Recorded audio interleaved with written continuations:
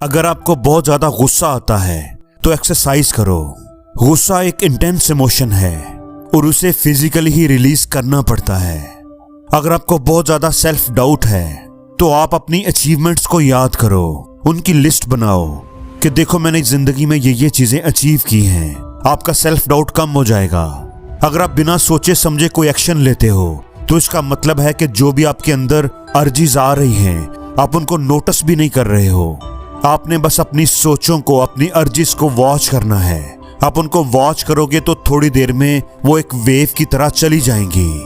अगर आप बहुत ज्यादा ओवर थिंकिंग करते हो तो इसका मतलब है कि आप ये सोचते रहते हो कि ये कर लूं तो क्या होगा, वो कर लूं तो क्या होगा। इसका तोड़ ये है कि आप कोई एक्शन लो।